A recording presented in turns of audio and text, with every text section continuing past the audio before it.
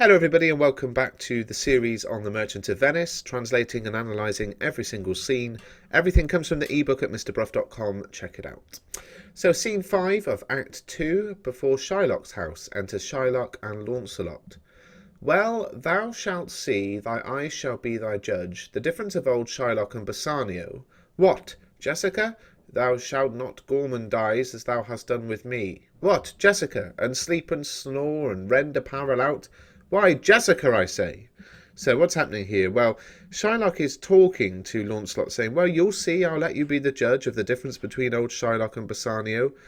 Jessica, you won't be gorging yourself on fine food as you have done, working for me. Jessica, and sleep and snore and wear your clothes out. Jessica, I'm calling you. So here, really, Shylock is just telling Launcelot, look, you've had a great life working for me. You're not going to have that amazing life now you're working for Bassanio. Launcelot says, why, Jessica? So he's calling for Jessica as well. And Shylock says, who bids thee call? I do not bid thee call. In other words, why are you trying to call Jessica? I didn't ask you to try and call Jessica. So again, just sort of villainising Shylock in this kind of petty, trivial ways that he just is nasty. Launcelot says, your worship was wont to tell me that I could do nothing without bidding. So in other words, he's saying, look, it was your rule that I could never do anything without your permission. And in comes Jessica. Call you? What is your will? Are you calling me? What do you want? Shylock says, I am bid forth to supper, Jessica. There are my keys, but wherefore should I go? I am not bid for love, they flatter me, but yet I'll go in hate, to feed upon the prodigal Christian, Jessica, my girl.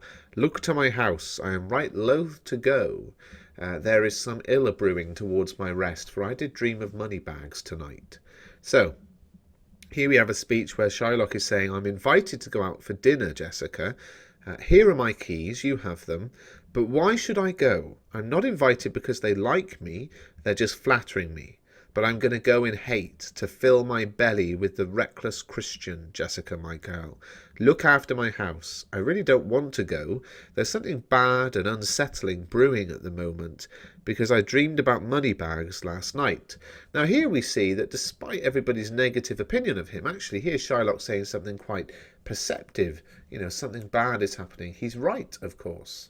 We saw it ourselves as the audience in the previous scene. Launcelot says, I beseech you, sir, go. My young master doth expect your reproach. In other words, look, please do go, because Bassanio is expecting you. And Shylock says, so do I his. Yes, I'm respecting his reproach. Launcelot says, and they have conspired together. I will not say you shall see a mask, but if you do, then it was not for nothing that my nose fell a-bleeding on Black Monday last at 6 o'clock in the morning, falling out that year on Ash Wednesday. Wednesday was 4 year in the afternoon. Now this is a very strange bit of speech, but what he's saying is, look, they've been plotting together. I'm not saying that there's going to be a masked party, but if there is one, it will have been a sign that when I had that nosebleed, 4 years after I had a nosebleed on Ash Wednesday in the afternoon. So, just as almost like a sort of nonsensical, ridiculous bit of the speech there. But Shylock ignores the ridiculous bit and grabs the important bit. What? Are there masks? Hear you me, Jessica, lock up my doors, and when you hear the drum and the viol squealing off the wry-necked fife, clamber not you up to the casements then, nor thrust your head into the public street to gaze on Christian fools with varnished faces, but stop my house's ears. I mean my casements. Let not the sound of shallow foppery enter my sober house. By Jacob's staff I swear I have no mind of feasting forth tonight, but I will go. Go ye before me, sirrah, say, I will come. Now, this is, again, a sign of just Shylock being a horrible dad, and us as an audience, therefore, siding with Jessica that she wants to leave. What? Are there masks? Listen to me, Jessica. Lock all the doors, and when you hear the drum and the dreadful squealing of the shrill, stiff-necked flute, don't climb up to the windows or stick your head out into the private street to watch Christian fools with pointed faces, but block up my house's ears, the windows, and don't even let the sound of shallow stupidity enter my serious house. I swear on Jacob's staff that I have no desire to go out to dinner tonight, but I will go anyway. Go ahead of me, servant, and tell them that I'm coming. So Shylock is so protective over his daughter, over his house, so critical of the Christians, that he's basically saying, not only do I not want you to witness what's going on, Jessica, I don't want the house to hear it. So block up the windows so the house doesn't hear it. Very controlling, domineering father here. Launcelot says, I will go before, sir, mistress.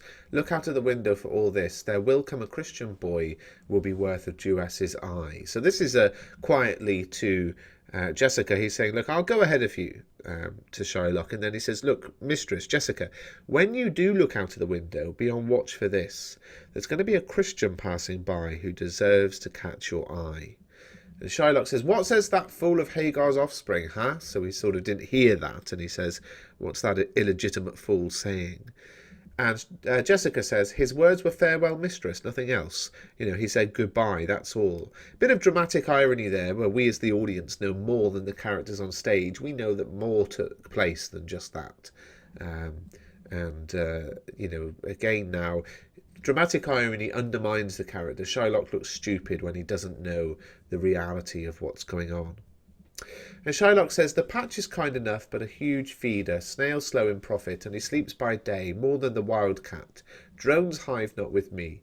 Therefore I part with him, and part with him to one that would have him to help go waste his borrowed purse. Well, Jessica, go in. Perhaps I will return immediately. Do as I bid you. Shut doors after you. Fast bind, fast find. A proverb never stale in thrifty mind. So Shylock is saying, you know, about Launcelot here. The fool is kind enough, but he eats so much food, he works at a snail's pace, he sleeps in the daytime more than a wild cat. I only keep worker bees in my hive, so I'm letting him go. And I'm letting him go to someone that I'm happy that he'll help to waste the money he's borrowed from me.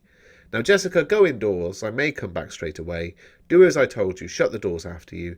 Keep things locked away safely. You'll find them safe. A proverb used frequently by careful people. So he's talking about a proverb. Keep things locked away safely and you'll find them safe. And Jessica says, farewell, and if my fortune not be crossed, I have a father, you, a daughter, lost. So in other words, goodbye. So she knows this is likely to be her final farewell to her father before she disappears with Lorenzo. And she says, if luck is with me, I'll lose a father and you'll lose a daughter. I hope you found this video useful. Please do give it a thumbs up and subscribe to the channel.